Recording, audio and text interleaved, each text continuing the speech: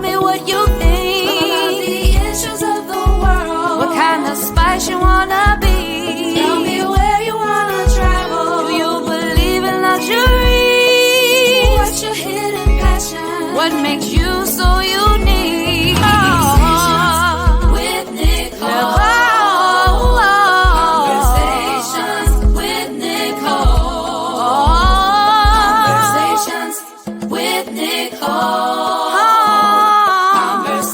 Conversations with Nicole. Greetings, greetings, greetings. Good evening. I am Nicole Everett, the host of Conversations with Nicole. It is Monday, July 20th, 2020, my 50th birthday. And I want to welcome you to my show. So, Conversations with Nicole is a talk show based here in Tallahassee, focused on connecting the community through conversations. And this is what I call Man Up Monday. Man Up Monday is the opportunity for us to have an interactive conversation with you, me, and my guests, and the topics that we are going to put before you. But before we do that, before I introduce my guests and the topics, do me a favor for my birthday. Put in what city and state you are tuning in from. I see the happy birthday wishes. Thank you, Andrea Sinclair. Appreciate that. So tell me, where y'all tuning in from? Are you in Tallahassee? Are you in Louisville, which is where my guest is from? Tell me, where are you from? Just city and state, because your name will pop up automatically. This is a Facebook Live broadcast, but we can only see you if you comment. So I'm encouraging you to do that. July is Mental Health Awareness Month for minorities, and we are focused on highlighting Black and Brown clinicians who are counselors and therapists to talk about issues that Black and Brown clients and patients have to contend with. So this is the whole month of July. This is what we've been doing. So welcome to our show. We got Kareen. She says she's in Florida. Thank you. And thank you for the birthday wishes. Kathy in Fort Lauderdale. Andrea is in Louisville. Thank you for tuning in. We got Pamelia, my good friend. She's in Fort Lauderdale currently. So Florida and looks like Louisville are leading the pack tonight. So welcome, welcome, welcome. So, like I said, July is Minority Mental Health Awareness Month, and my guest tonight, her mother and I actually attended the Florida Agricultural and Mechanical University freshman class of '88, and her mother expressed to me that her daughter was a clinician. So I reached out and have had a delightful time chatting with Miss Millicent Cahoon. She's a licensed professional counselor's associate from Louisville, Kentucky. We're getting ready to dive into helping white clinicians help Black clients and helping more minorities receive mental wellness. So please help me welcome Miss Millicent. Hello, hello. Hi, Nicole, and happy birthday. Thank you so much. I appreciate you being on. Listen, the work does not stop, even though it's my birthday. We still got to get this word out to the people. So, Yes, absolutely. yes. So tell the folks, I told them you're from Louisville, but tell them, what you do, who you are, give them a little bit about yourself. Absolutely. So, my name is Millicent. I'm in Louisville, Kentucky, and I am a licensed therapist. And I will be also a PhD student in August at the University of Louisville. And my research interests center around health effects of Black Americans in low income communities. So that's where a lot of my research has been around, and I hope to continue it to be around. So I want to make sure that Black people receive services that are culturally sensitive and are competent for what they need. Okay. Sounds good. Sounds good. And the area of study that you're interested in terms of getting your PhD? I mean, psychology, yes, but Yes, absolutely. So I'm getting my PhD in counseling psychology. So it's very similar to the traditional clinical psychology. It's like almost 80% in similarity, but the biggest difference is the emphasis on social justice. Gotcha. So they're all about making sure, being intentional about having that cultural consideration while working with clients, while diagnosing, Mhm. while having conversations and sessions. So I feel like that's very important way that psychology is going. So I felt like that was the program for me. Okay, very good. Well, all the best with Thank your you. PhD program. So let's dive in. So first, when I originally reached out to you, we talked about the idea around helping white clinicians, so white counselors and therapists, help Black clients. Um, Absolutely. yeah. So part of why this is important in how I'm linking this to Man Up Monday is that probably 90% of the counselors and therapists in America are white. Yeah, that's So true. the likelihood of you as a person of color going to seek therapists and you having a Black counselor or therapist is kind of slim. It is, and another thing you have to think about is insurance. So if you have like private insurance, it's way easier to access Black clinicians. If you go through an agency, you're on state insurance, I mean, you have to get who's available. So I do work in outpatient treatment in a nonprofit organization, and I mean, it's really hard. Sometimes clients will say they prefer a Black therapist, but if that person's not available and the few that are there have a full caseload, they have to go to a white clinician. Mhm. So that's why I feel it's so important because I want to advocate for agency work because a lot of the time, especially for new therapists, they are going to have to work with Black clients. So it's not our job as Black clinicians to help people or teach them about racism and to do that anti racism work, but we can definitely hold them accountable to make sure that they're keeping our Black clients as safe as possible. Mm. So I recently saw a post on Instagram, I believe it was, but it was basically describing how, you know, the cost for counseling sessions Yeah, and oftentimes Black clients spend a number of the time that if they're paying for the sessions explaining what it's like to be Black and trying to right? bring the white therapist up to speed on that so that they'll understand. So one of my guests recently, when we were talking about cultural competency, she said an example of that would be like explaining about the straightening comb.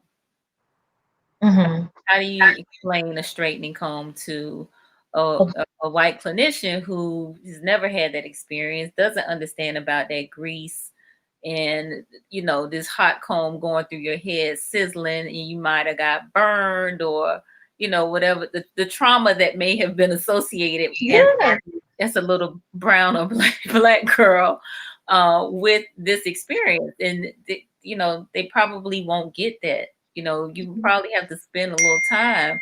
And I could absolutely relate to that because I did get burnt on my ear. me too. And it hurt. Me And too. I had a scar on there for a long time. Mhm. So, it's that type of, um, you know, again, cultural, um, lack of cultural knowledge and understanding that patients have to um, educate their counselors.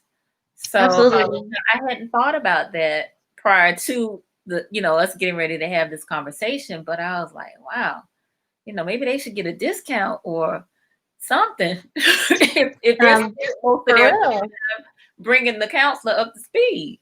Because you made a good point. Like they're spending a lot of their time, their money in these sessions just doing that beginning work of trying to explain what the Black experience is. So, I mean, that could possibly be a solution. I do know some therapists who do that. A therapist I've met, especially during this time of everything going on, I met a clinician who actually does discounts for Black clients, and she Mm, makes the white clients pay more. And she said that's reparation. mm, I mm, mean, that's the least that we can do. That's one actually great way that a lot of people feel like could be very helpful for mental health.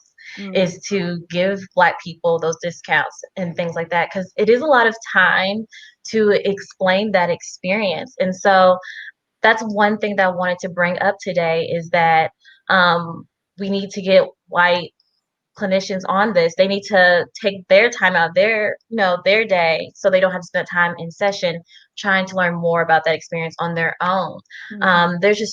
There's too many resources in 2020 to not do the work. I mean, there's so many documentaries out today about it. There's so many um, books that help explain that experience. So I really think that the best way that we can move white clinicians to that anti-racism is for them to do the work, and then not only to be led by a Black clinician so they can do workshops. I was asked by a supervisor to do a racism workshop, and I was like, there's too much going on right now. I'm tired. I really don't feel like explaining to people why my reality and the client's reality is real.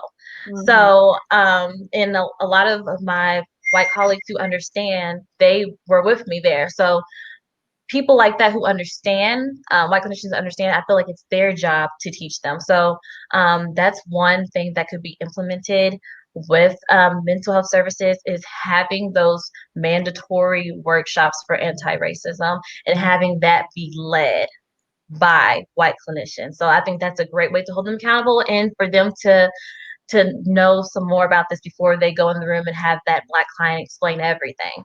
I mean, to a certain extent, a client's going to have to explain their unique experience, but there's just some things that are just culturally known and common that white clinicians can learn more about before they enter that session. Okay. Now, did you do, and maybe I misunderstood this, so correct me if I'm wrong. Your thesis work when you got your master's, was it around this topic?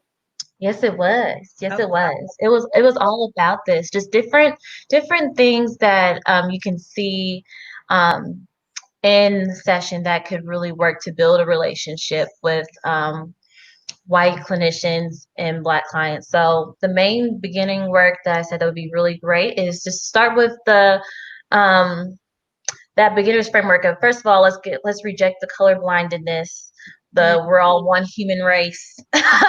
um, let's, instead of acting like it's not real, let's just accept that we're different. The best way to cut that tension between a white therapist and a Black client is just to acknowledge that, just to say, I know you're different, and let's empower that in session. Tell me your story. Let me give you space to you explain what that looks like for you. And then for them to be able to acknowledge to their Black clients that I have benefited from white supremacy, anti-Blackness, and I understand that, I see that, and I'm going to be intentional while working with you about dismantling that. So if you can be able to say that to a client, that's what's going to break the ice. I've talked to people who've had white therapists, especially people who've done through agency where they didn't have much of a choice. They said just talking about being real about it and not acting like it's not real is what's most helpful. Like we all know there's a difference. We know that you're white, I'm Black. Like, let's just talk about it. Let's just break the ice from the beginning, because that's what's going to build that relationship. Yeah, I like that. I like that a lot. The whole rejecting the color blindness, I think it's almost as if there's like this 8,000-pound elephant in the room that nobody wants to talk about, you know. Yeah. And for the white clinician to take the lead on that, I think definitely will break the ice, as you said, and hopefully help build trust. Mm-hmm. And then, so my notes, because I take lots of notes while I'm on these conversations, Yeah. were to acknowledge white privilege.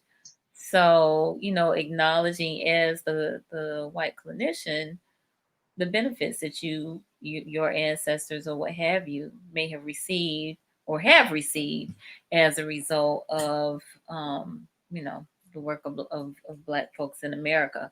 And while you may not recognize that firsthand, in terms of well, my great grandfather was you know a Jefferson or Washington or Rockefeller or what have you, you know Mm-hmm. like you're saying, there are books out there are videos out there. Educate yourself, understand, and Absolutely. see the differences here. So, Hmm. so we got a couple of comments that I want to Okay. acknowledge. So quite a few folks just saying, hey, wishing happy birthday. That's Beth, one of my Leadership Tallahassee classmates. Thanks for tuning in. And oh, Andrea again is saying welcome. And your mom is on. Yay, Hi, mom. Mom. Good to see you. Good to see you. Thanks for tuning in. All right.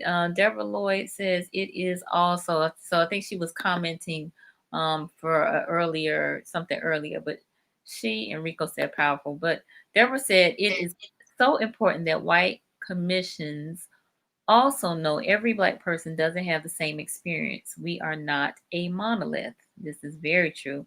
I spoke to Absolutely. white colleagues who assumed things about my life and my upbringing that could have been further from the truth simply because I was Black. So that is absolutely true. Yes.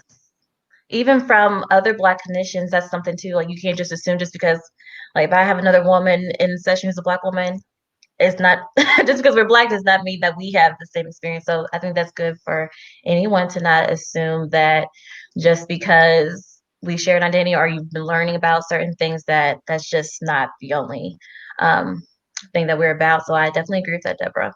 Yeah, yeah. So good point. Thanks for mentioning that. Great point. So Johnny is one of my regular viewers. Greetings, Johnny. He said, "Does the term white supremacist actually acknowledge?" So I think maybe he's asking, and Johnny, you might want to clarify this, but I think he's asking, does the term white supremacist actually get acknowledged? Maybe in the session.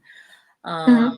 yeah. So Yeah, it definitely should be. I can't say that it always is. Even with talking with other white clinicians during this time of the Black Lives Matter movement, it's like that it's like a scary term they don't wanna use, mhm, but, it definitely should be something that is used. I know that, when we've had talks, we are all about if you want to actually be anti-racist, you have to admit and use those terms like white supremacy because that's exactly what we're going through.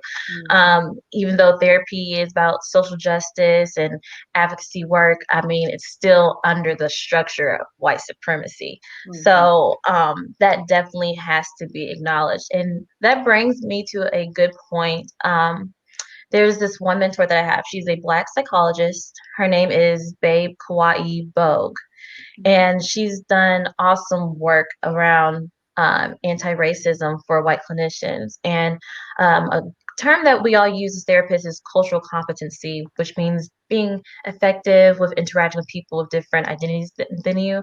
And then we moved on to the word cultural humility, which means a lifelong process of self-critiquing yourself. And she was talking about maybe moving from those two words and going to being anti-racist. So after you learn about differences, you critique yourself. Now let's move into action. Let's start using those terms like white supremacy. Let's actually be intentional about being active with in session or at your job site of dismantling that white supremacy. hmm. Mhm. Yeah. So I've had some recent conversations around what can be done, especially with the Black Lives Matter movement and the social unrest. And there's been a lot of talk about policy changes and moving towards more racial and social equity.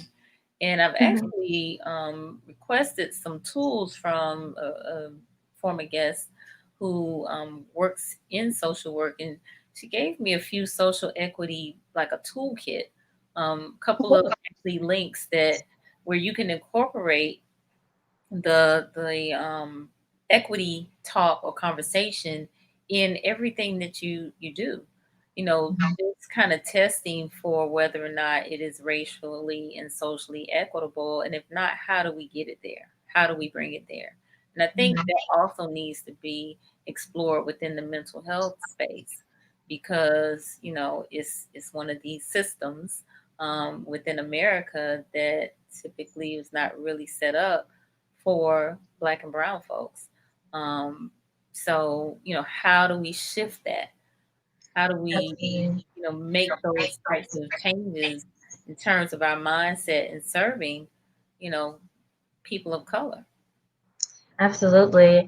I mean, like we need more toolkits. There's been more models and research that have come out, and they're pretty new. There's one model called the CARE model, and it's all about the therapists before they do therapy work in the community, being engaged with that community, seeing what they need, asking them what they want, instead of just sending out a multiple choice um, quiz or anything like that. You know what I mean? It's the assessments. Mm-hmm. Let's actually talk to me, see what they need, see what they want, and then after that, let's do the work from there. So there's been different models that have been put out, and I think that we just have to try them out and see over time ways that we can improve them. But I will say that the literature lacks a lot of tools, but it's getting better. So the only thing that I can hope as a clinician, as a future researcher, is that hopefully we can build on that. So there are some things that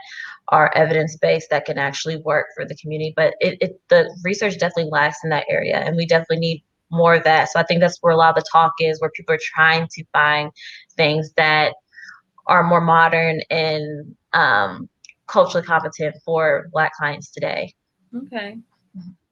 Um, so before we move on, I definitely want to invite folks who may be just turning in to comment or ask a question. But we are dealing with helping white clinicians help Black patients. Cultural competency is something that is big in the mental health space.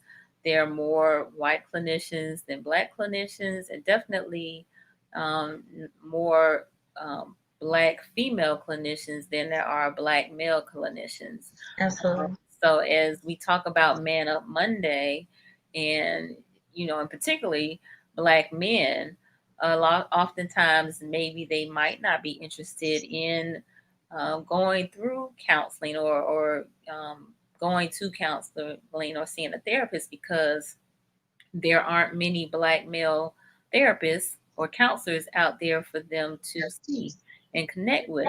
So, part of this discussion tonight is around how do we bring white clinicians and therapists up to speed on dealing with Black lives, understanding the Black experience and being sensitive to that, being compassionate towards that so that they can serve those clients who are in need of their services.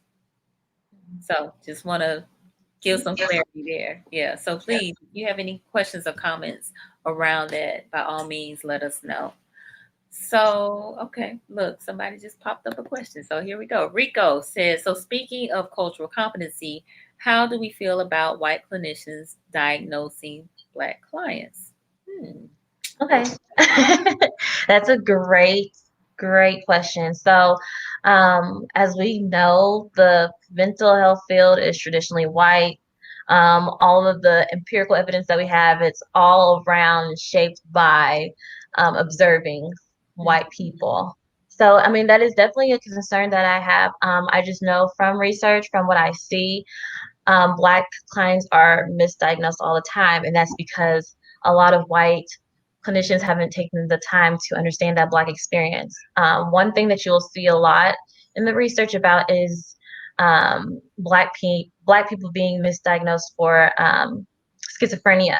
Um, Most of the time, it's actually depression that they're showing, a major depressive disorder, and the reason why they are getting so misdiagnosed is because the white clinicians are looking only at those um, psychotic symptoms. They're not looking at other things.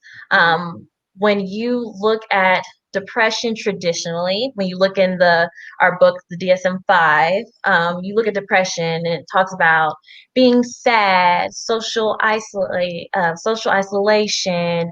um, things of that nature.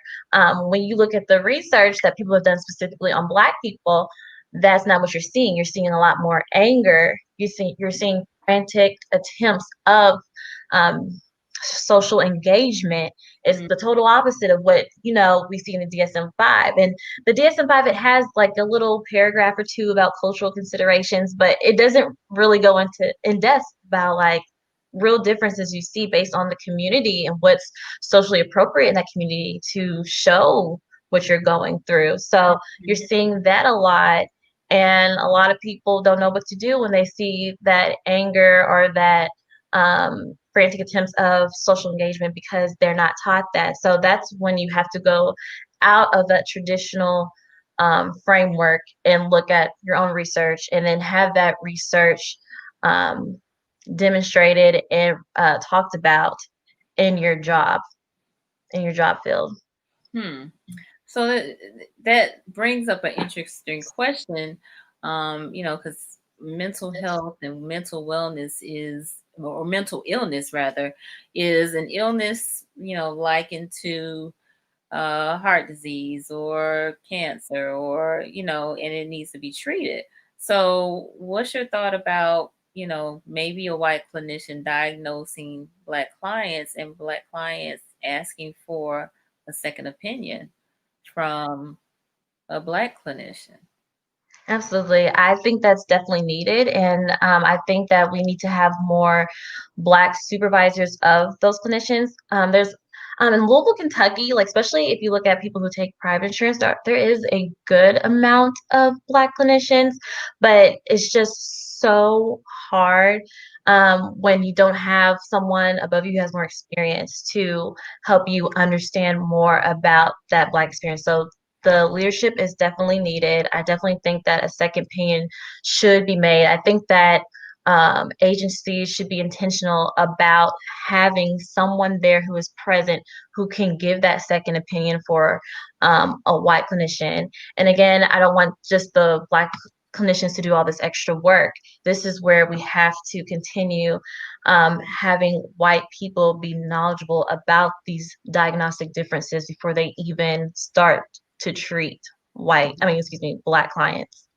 Absolutely, absolutely. It's scary. I mean, I went to Northwestern University for my master's program, Hmm. and the cultural diversity professor, it's a Black woman, and I thought she was fair. She was great at trying to help people understand what the white supremacy looks like, what privilege looks like. And I mean, some of these students didn't take it very well. So a few months ago, her job was on the line, and a lot of students wanted her gone. They didn't like the way that she was talking about this stuff. They weren't comfortable.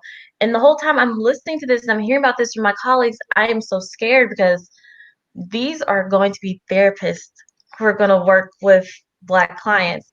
I Yeah. mean, everyone in the therapy world, you usually start off in community mental health. Hmm. So at one point or another, especially in the beginning of your career, you're going to most likely work with Black Americans.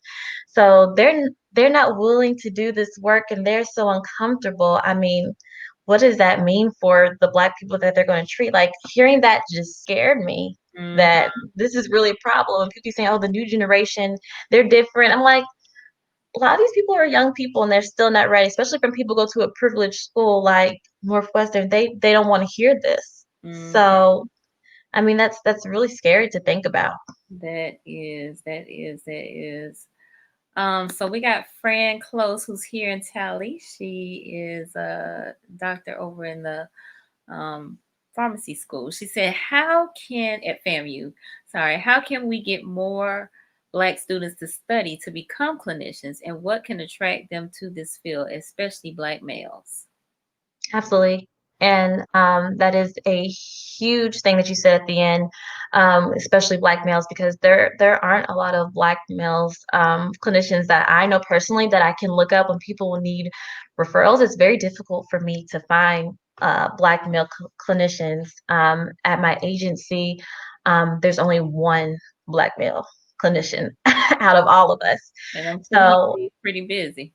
yeah, yeah. And so when his caseload's full, where the other Black boy's gonna go to? Mhm. So I mean, it really is difficult. So I think the first thing that we have to do is work on normalization. And I will say that the Black community has been a lot better with that. So before we can get people interested in coming in the field, we have to make mental health normal. We Mm-hmm. have to encourage the culture, the community to understand that depression is real. We all need help, especially with Black people and religion. You can still have your religion. You can still be a believer in God, but you still, puts people on this earth to help others. So find ways to have it immersed in our community and make it normal is what's going to open people's eyes and hopefully spark an interest in the mental health field. And I will say I've seen a lot of that, especially during times like these. A lot of people have been using their platforms to speak on it, like you, Nicole, and um, social media, just everyone. I've been seeing a lot more of it. So I think the more we can normalize it and talk about it and help people know what it looks like for the Black community, I think that's going to make more people feel inspired to want to be a part of that mental health change. Okay. Good answer. Thanks for sharing that. All right. So Lori wants to know, and she's here in Tallahassee. Thanks for tuning in, Lori. So doesn't this mean that even our Black students in the field aren't being taught about their own people? Correct? Absolutely. Definitely. I will say that. For me personally and some other clinicians I know, I had to step outside of school and do my own research because I knew that a lot of stuff I was learning was from a white traditional framework. So, I mean, that is true. And I don't think that I would be in the place I am today and know the stuff that I know if I wasn't intentional about reaching out to people that I knew were clinicians who weren't a part of my school programs. It's really hard. So I think that a great thing that I wish maybe that I could have done, and I think would be great for any other Black people who are interested in this field, is to before you go to that school, see what type of professors they have there, what work they've done, and see what they've done pertaining to anti-racism work. Okay. Good point. So Lori also wants to know, are our Black clinicians publishing? Yes, that's awesome question. They are, and that's why I wanted to use Dr. Kwai Bogue's name because she is, but they're very underrepresented Mm, in citing work. So they are, but it's just not as popular or as used. It depends on like what school. So of course you're going to see like Ivy League schools and all these big name schools, their work be published and the first ones you find when you're searching for work. So that's why I wanted to use her name today because they are publishing, but I think it's really hard to find it. There's actually a hashtag going around called Cite Black Women because there's so much work they're doing for the culture, for the community, and it's just not getting cited as much. So it's I think it's happening, but it's very underrepresented. Cite Black women? Yes, yes. Okay. I'm putting it in the chat. All right. So let's see. Deborah said, I like the thought of intentional inclusion. Second time this came up in an online meeting tonight. Hmm. All right. Absolutely. We have to be intentional. You should already have a plan of what you're going to do that you can be able to tell your coworkers and to tell your clients. It should already be there. Not saying that I'm going to work on it, I'm thinking about it, but we should be intentional and already have something set in stone. So that's another reason why there has to be some type of workshop or program in the job force in the mental health field that works on that. Okay. All right. Beth said she knows a fabulous Black woman who is close to obtaining her degree, but having challenges finding someone to supervise her practicum hours. Any suggestions? Yes, so that is hard. So that's one thing that's actually very difficult that a lot of people don't know about getting into the counseling field. A lot of the times you're having to find your internship, you're having to find somebody to supervise you, and that is very, very hard. Mm, Um, I think that the best way to find someone that she feels comfortable with is like searching certain websites such as Black Therapist Rocks. Um, There's therapy for Black girls that they list all of these amazing clinicians and amazing practices that have Black women. So she should be able to find someone in her area. So they have results down to that, that filter down to that, that could be very helpful. But it is a hard process. So good luck to her. But that's a great place to start. Okay. Cite Black women. Yes. Okay. Yes, Oh, you said absolutely. psych. I thought you said psych. I put the wrong word. I got psych. Like psychology. Okay, cite Black women. Thank you, Deborah, for the correction. All right. So wow, this has been interesting. This first piece around helping white clinicians help Black clients definitely has given me some new food for thought, and hopefully the viewers as well. But I'd like to transition to helping more minorities receive mental wellness, which we kind of already been talking about some, but I think, you know, we talked about prior to the broadcast about some things that could be done. So let's dive into that a little more. What do you think are some of the ways that, you know, we can encourage minorities to receive mental health services? You've already, you know, the one that you stated about normalizing mental health, I think is huge. You know, we can't just depend on religion. You Mhm. know, God is good. I appreciate all of that. It's great. It's wonderful. But God also gave us counselors and therapists, so Absolutely. you can have both. So any other thoughts around how we can get folks Yeah. more involved? Absolutely. I think another way too is to use those spaces. If that's a place where a lot of Black people feel safe and Mhm, comfortable, how about partnering with churches and other gathering places for Black people in the community? mhm, In Kentucky, we have the Boys and Girls Club. We have a lot of places where Black people can meet. So if there's a church nearby or a place that Black people feel safe, that's a great place to give encouragement for mental health services, whether that's giving intakes there or just having those resources and referrals available. That's awesome. That's something I've seen, especially the bigger churches in Louisville, the bigger Black churches. They've mhm. been very intentional about talking about it in service and saying, like, after this is done, like, I want to give y'all pamphlet of resources and referrals, what mental health looks like, and people you can talk to. Um, Another thing is accessibility. So a lot of these private practices, they're in these suburban neighborhoods and things like that. So accessibility is important. So we need to have more practices, agencies directly in the community. In Louisville, Kentucky, we have the center called the NIA Center, and it's actually connected to the program that I will be a part of next month. And it's right in the predominantly Black area. And they have all these clinicians ready to work with them, and they're very affordable. They do have a wait list, and that's because, you know, that's probably the only big place in that area. And then another issue that even some of the students have talked about is that most of them are white clinicians. Mhm. So, I mean, there's still that's a step, but there's still going to be some issues that are going to have to be worked on. But it's a step Right. in the direction for being in the community. So let me So, ask a question, and my apologies for interrupting you, but along the lines of accessibility.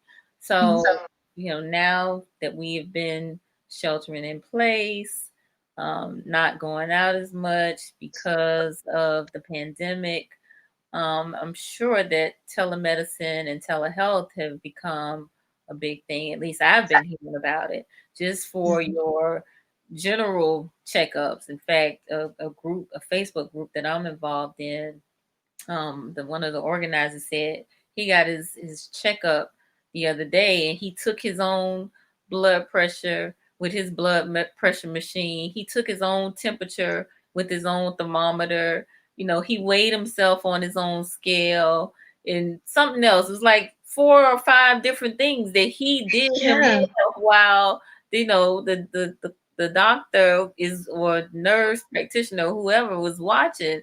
And it's like, okay, did they give you a discount on this because you're doing Yes, you're doing so the right. Yeah, isn't well? that But crazy and sometimes? that was kind of a little bit of a side joke, but is accessibility better now, you think, because of telehealth or telemedicine? It depends. In some ways, yes, some ways not so much. So it has been good for people who have transportation issues, but Mhm. then some of the clients don't have access to internet. You know, So that's been hard as well. So if I'm out in the community, so sometimes I might meet people while social distancing. I might meet you in a park or something like that. But it's hard to go to people's homes at this time. So if I can't come to your home, we're having a phone conversation if you don't have that internet access. So in some ways, it's been helpful for people who might have that internet access, but if they don't, it's been difficult. And I hate that we're missing that face to face that mm, we usually have. And it's becoming more of a checkup, like a check-in. How are you doing? So I mhm, try to make something of it. So like I'll talk to you. We can still have a conversation. I can still give feedback and mhm. give you some tools and stuff to work on at home. But I think it's a great time too, especially with COVID, just making sure that we add that extra after work of is there anything that you need at this time? Is there any money assistance you need? Light bill assistance. So I've been more intentional about helping out other ways since I can't be of help in person as much as I used to be. Right. All right. Mhm. Well, just wanted to hear your thoughts about that. So Lori said, are there any negative repercussions on jobs or even churches when they do go for help? So I think that was centered around the thoughts about churches partnering with clinicians or vice versa if churches are a safe space or a place where people congregate and feel comfortable coming for services, and a clinician can provide that. Are there any negative repercussions, or are you aware of any negative repercussions for churches if they do have, offer help there? Um, I haven't thought about that. I'm not really sure if there's any negative repercussions.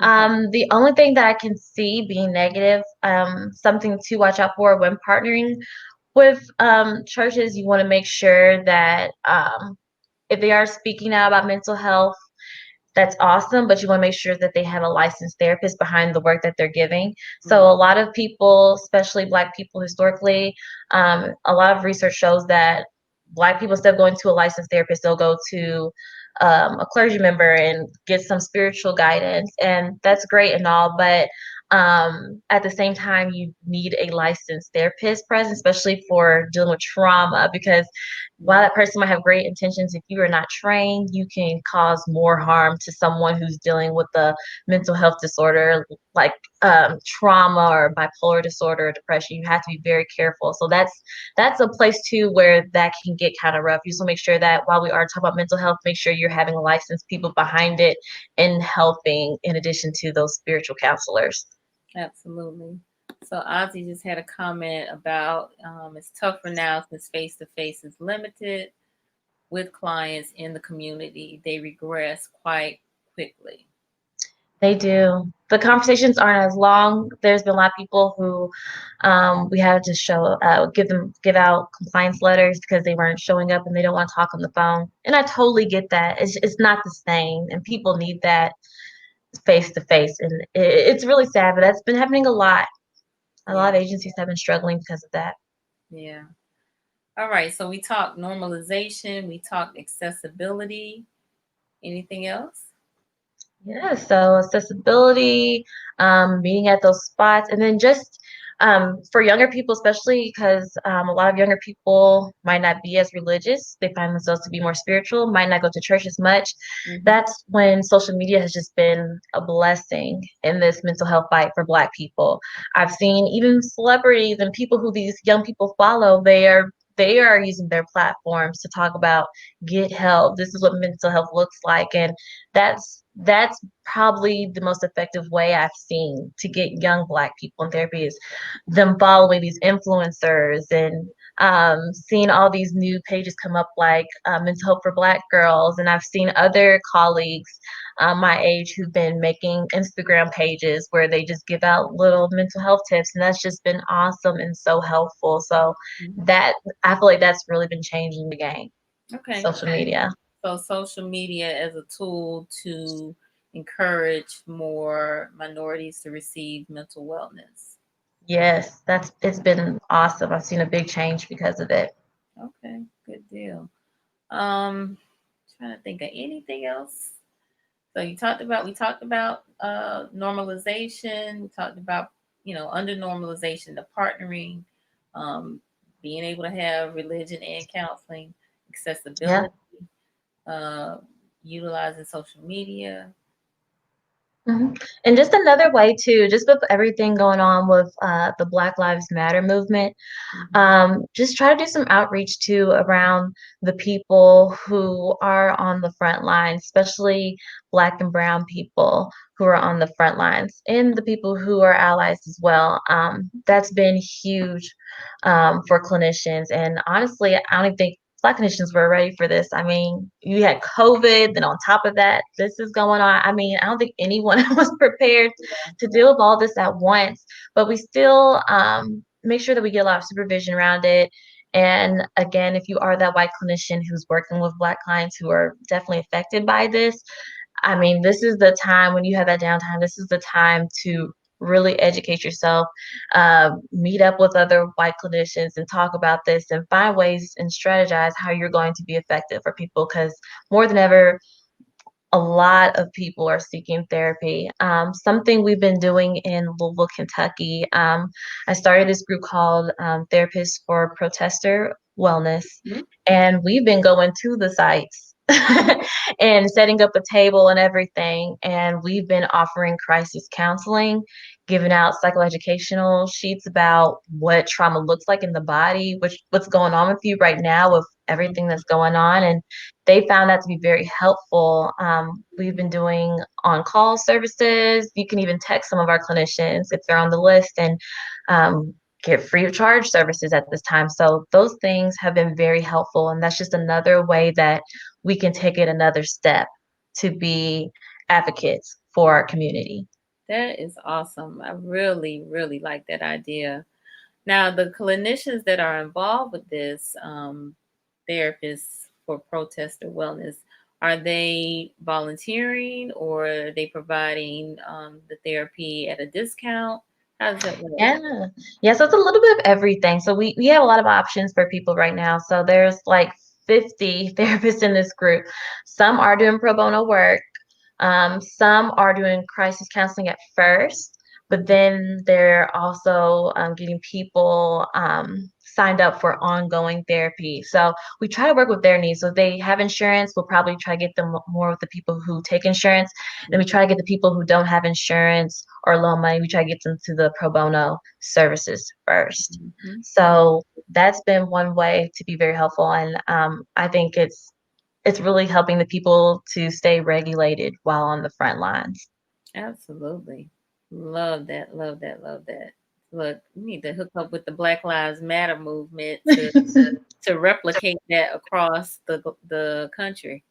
Absolutely. The group that we're working with now, it's a group in Louisville. It's called No Justice, No Peace Louisville, and that's who we're under. So that's where all the activists are. So I was just like, my partner is one of the people on the front lines, and I saw her coming home all the time, so dysregulated, and all of them were just, and I felt bad because they're doing the work, but it's hard on your body at the same time. Like you're helping out the cause, but it takes a lot out of you to be like that. So I was Absolutely. just like, let's therapists, where we at in Louisville, Kentucky? Let's get together and help them out. So absolutely, it's So definitely needed. Lori had a question. She said, "Do you find that younger men are more open to receiving help?" Yes, I've seen many times where there has been an interest, but a lot of them didn't stay because they didn't get the therapist that they wanted. A lot of the times they are looking for that black male therapist, Mhm. and if they can get that, it's just hard to relate and to feel safe for their reasons. So I've seen that it's been very difficult. to keep Black men in therapy. I see a lot of young ones, and it's usually because family members, a parent made them come to therapy, but I don't really see a lot of adult Black men, and I think it might be because of that lack of Black male clinicians. Yeah. Wow. Okay. So we got to get some more black We male. do. We have to normalize what mental, especially for men. Mm-hmm. They don't want to talk about it. They don't want to think that certain things are real.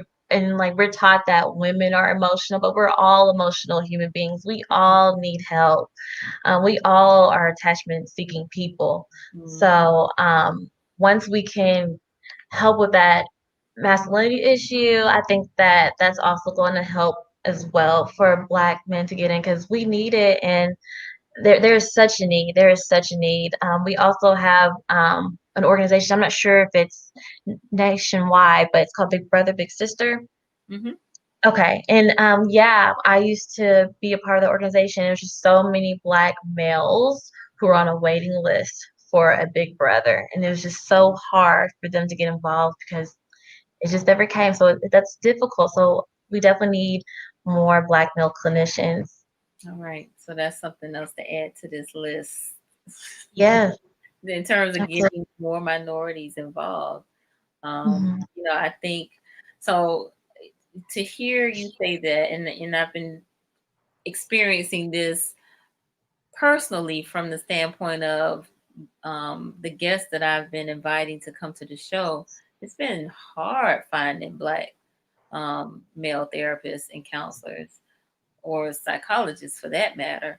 And I think about in hearing you say what you say, I think about the fatherlessness that is going on, I think, throughout some of the Black community. Mhm. And it's not necessarily that the father is absent from the home, but oftentimes that might be the case. But there's a need for that. There's a need for that type of acknowledgement, recognition, and uh, you know, nurturing and compassion and love from a male, from a black male, especially if you are a black boy or girl. Which And makes total sense. Yeah. yeah, so as you say, you just stated about the Boys and Girls Club, or not Boys and Girls Club, Big Brothers and Big Sisters. There's a waiting list because there's a void there. You know, Mhm. they're missing that. You know, Mhm. that child father bond, and that's very very important. All right, we got Byron Green on here, and he's here in Tallahassee. Greetings, Byron. He said, if you can conceive the black men that therapy doesn't make them, quote, less than, then we'll all need someone to help us through. Hmm. Absolutely. So Mhm. we have to do that. That's another form of advocacy. There has to be some type of plan around that we are being intentional about letting to empower Black males and to let them feel normalized in a situation, to acknowledge their pain as a Mhm. Black male in society, and just having that open door policy. I think that's going to help a lot. So we also need to see a lot of work around that too, because that is an initiative that we definitely need. There is definitely a shortage of Black males in session, definitely a shortage of Black male clinicians. Absolutely. So Byron also added maybe develop a black male group, or I'm sorry, a male group to help young men to be okay with therapy. So maybe develop a male group to help young men to be okay with therapy. I think that's That's an awesome idea. That's hmm an awesome idea. yeah, I like that one too. All right. Well, any other thoughts about how we can encourage minorities to receive mental health services? Yeah, we just have to normalize it, and we have to, especially with the older folk in the community and some of the old ways of thinking. we can all evolve, and I think we need to help encourage them too to understand that mental health is real. When I've talked to a lot of young people, they said the reason why they strayed away the whole time is because they were told by family members that instead, like, you're not depressed, you need to go to church, you need to pray on it. A lot of people were told, like, I mean, a lot of the times it was looked down upon in society to go to therapy for so long. So Mhm. that's we need a lot of evolving. So I think it's just we need education. I think the more education we have, the more people will understand that it's normal, it's okay, and you're not less than, you're not crazy. It's a part of reality because your experiences make who you are. We all have some level of disorganization in our lives because of what we've been through, especially as black people. We're living through traumatic times right now, so it's okay to seek help. We all need help at one point in time or another. Absolutely. So Lori wants to know, is there any training that can be given by clinicians to Black men working with youth to normalize and refer?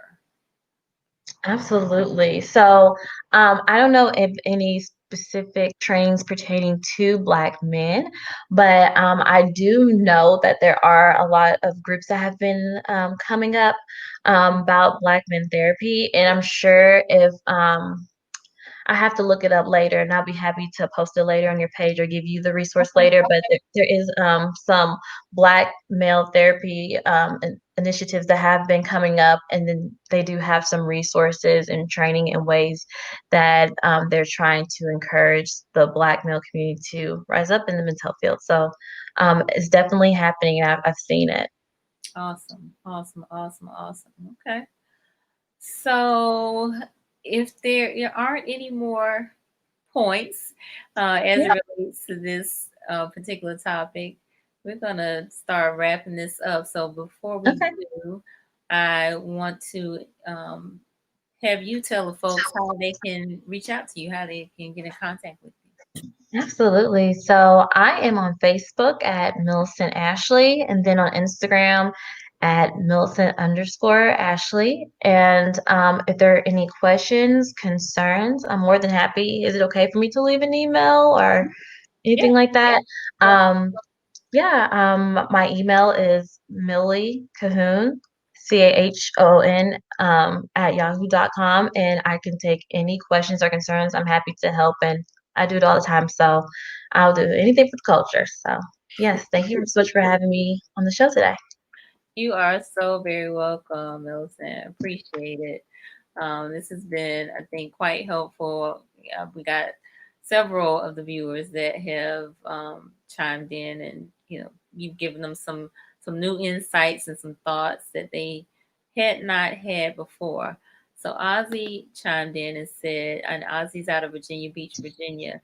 The toughest part about working with clients in the home is dealing with the whole household and not just the client, because they are all interconnected. It takes men with a solid foundation, and that is educated and well trained. The field takes much empathy. It takes a lot of empathy, or you will burn out quickly. But Mhm. that has been the hardest part. I mean, it's hard to have private conversations, and now the issues that were in outside parts of life, a lot of the issues now are surrounding trying to deal with people being home all the time and having to deal with that family dynamic. That's definitely been a big topic during this time being at home. Absolutely. Yeah. It's tough.